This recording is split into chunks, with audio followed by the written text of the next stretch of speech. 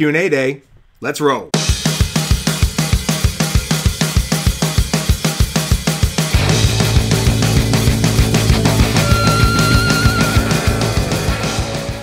Connectors, what's up? DK here. Hope you're having a good day. Hope you had a great weekend. It is Monday. It is time for Question Monday. You ask the questions, I give you some answers. Here we go. Ready? Let's do this. How did you start your work in the nonprofit sector? I think my family played a big role in community and public service, so I get a lot of that from that. I was in a music fraternity in college that promoted music and music education in schools and community service. And then I really got into communities that I lived in New Hampshire, where I grew up. Also in DC, where I lived for 15 years, I got involved in the community, not in the stuff you see on the news, not in the stuff that makes TVs and movies, but the actual community of Washington, DC. And I saw all the movers and shakers in the nonprofit sector, fell in love with it, and wanted to stay in it. So I wanted to find a way to help those who are helping move our community strong. And there we go. That's what got me into it. What's the last book you read? Destiny and Power by John Meacham, who is an awesome author, has amazing books. This is the one about George Herbert Walker Bush. He also signed it for me. That was super cool. He was just here in York County recently. Just finished that one a few months ago. And then I reread two books that I always do. This one, which is Satchmo Blows Up the World. Great book talking about Pops, Louis Armstrong as a trumpet player. There you go. And one book that I recommend to everybody, and I use a lot in my talks and a lot of my presentations, Start With Why by Simon Sinek. Rock on. Beer or wine? Yes, please. And scotch too. Hardest challenge currently for the nonprofit sector? This sector will forever be challenged with fundraising, so I guess that goes without saying. Finding dollars, trying to find a way to connect dollars to your programming is always going to be a challenge. But I think currently in this current 2017 political strife and everything, it's going to be the sudden and radical changes that are going to happen within administration that's going to push through the federal to the state to the county to the local level. So things like taxes and Medicare, Medicaid, all the things that happen in typical DC-ish Beltway talk are really going to affect our social services, the arts, environment. And so I think organizations, nonprofiteers very much need to be in the know a little bit more on public policy. I think sometimes our sector sort of skips over that or has a subsection of the nonprofit sector that are the advocates, the advocacy organizations that sort of live and breathe this, while others don't really put much mind or attention to it. And I think that's got to change. I think we're in a really radical era where information is key. You get so many things on social media, good and bad, real and fake, and you have to sort of disseminate all this information properly, but also collect information smartly, so you're not following bad trends or worse off not knowing what's happening. So it's all about information collection for me. Are these lights and filters changing the colors? I'm getting this weird, like, colored vibe. Do you look at concerts and festivals and special events differently when you attend them as opposed to when you actually run them?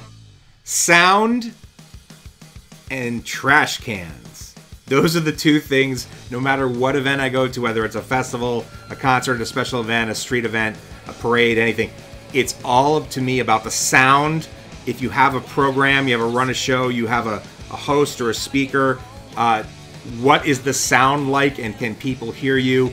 It drives me nuts when there's pops and rings and overkills and all that happens anyway, but I just am crazed about sound. That just really makes... And big festivals and outside events, and my wife will attest to this, I'm always looking at the trash. I'm looking for trash receptacles. Where are they? How many are there? Are there enough to go around? Are they in good logical places? Does it make sense to have as many as they do? It drives me crazy. So sound, good sound, and trash. Pick up where they are. It's pretty sad. What's the hardest thing for a new board member to learn before they get on a board? Very often, the hardest thing they have to learn is what it means to be on a board of directors. I did a video on this before, but a lot of times people are picked for boards and they're ill-prepared because they have a sense of what they think a board is and what they think board members do, but they don't really understand the role and responsibility specifically to that organization and what the board does. You know, it's the bottom line of this is that a board is the judiciary, is the legislative, is the executive branch. I mean, it's in the governmental sense, you're kind of a little bit of everything. But fundamentally, you have a fiduciary responsibility to the organization, but the way that that manifests itself is you have to be a good communicator and a good ambassador of the brand, of the why, knowing the why of an organization based on its values and its voice. You got to be out there and knocking down doors and telling the story of your organization. But also there's some real blocking and tackling, like how much money do you have to raise? Attendance at events. It's not just the every monthly meeting and approval of the bylaws and making sure your executive director is happy or something to that effect. There's a lot that has to do with it. So I would say to people who are looking to become a board member or getting on a board, you really want to find out fundamentally what the organization is about. It should align with your values, and you should believe in that mission so strongly, because you're going to be the mouthpiece. You are an ambassador talking about that brand to other places. So it's sort of everything in the preview is important, because that's what's going to make the work happen. So do your homework and find out. Favorite football team? Pats. Are nonprofit organizations businesses? Yes. This amazes me that this question comes up so often. There's a sense that because they use the words like charity and nonprofit and not-for-profit, that somehow organizations in the nonprofit sector aren't businesses. Well, they are. They have to do payroll. They have to pay rent. They have all the expenses and needs of any business, revenue and expenses in a ledger, in your budget, your cash flow, your balance sheet, all of the things that any business has to do. It just so happens that we are a separate tax bracket that puts us into the nonprofit status, and that social contract of that nonprofit status, all that basically means is that we don't have shareholders, so you can't give out dividends, and you can't make money as a board member or as a shareholder for a nonprofit. So board members don't make money and don't make a dividend coming off the success or failure of a nonprofit organization. But beyond that, there's the social contract of we are working on behalf of the greater good. So we're working for some kind of larger public idea, whether it's the arts or the environment or education. We do other things and beyond just the profitability of a business. But let's be clear here. Nonprofits should strive to make profit. They should make money. No business in the world should operate and at the end of the year go, cool, December 31st, we're zero. Great. Now January 1, we started our new budget and we have no money. That's just not smart biz. So yes, nonprofits are businesses. We're just businesses with purpose and passion. Favorite food? Jif peanut butter. Favorite. I'm also a big fan of popcorn and totally dig pizza. Not as a super fan as my friend Philip Given, but I'm a pizza fan too. And of course, there's just a good steak and cigar and scotch meal, just in general. You tend to wear a lot of jackets, blazers. Are you a preppie? You're kidding me, right?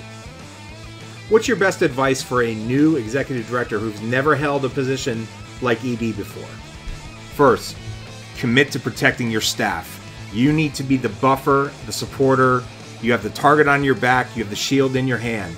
You protect your staff. Get them the ability to get creative, to get excited, to try new things, to explore new possibilities, whether that's in the fundraising field, your programs, your public relations and marketing, your board building. Let them try things out and you take the hit for them. You have the shield, so you take the hit for them. Protect your team. That's your number one job as a leader in any field, but particularly in the nonprofit sector, where our teams are essential because we are holding up a lot of things and carrying a whole lot of water. Secondly, take the time to get to know your board. Find out every little thing about them, and most importantly, their why. Why did they join the board? Why are they still on the board? Why are they doing what they're doing in terms of committee work or the rationale for working with different parts of our organization? Get to know them. Take time. Do one-on-one sit-downs for coffee, lunch, whatever you need to do. Grab a beer with them and say, tell me your story.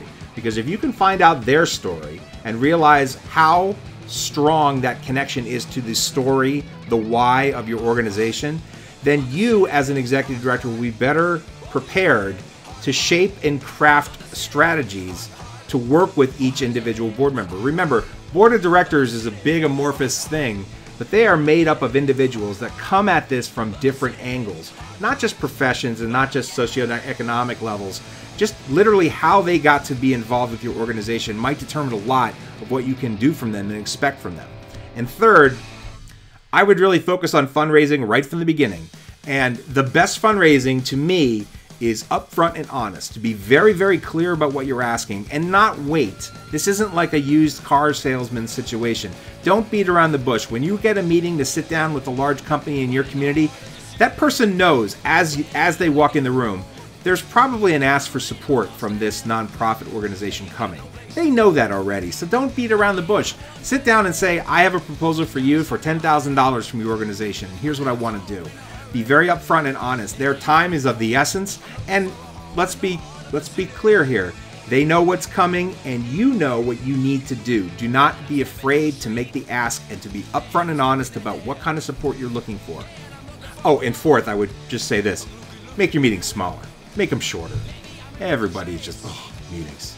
And guys, I'm going to end it there. Thank you so much for hanging out with me. I do appreciate it. I always love taking questions from you guys. So if you have any more questions that you want me to ask, you can send me an email here at doug@connectthedotsmovement.org. I'll also take questions or direct messages on Facebook. So our Facebook page is facebook.com/connectthedotsmovement. We're also on Twitter. You can follow us there and ask questions on Twitter at WeConnectDots. Guys, I really do appreciate when you take time to this and spend some time on a glorious Monday with me. My name is DK. I'm with Connect the Dots Movement, and you have just been connected. See you around.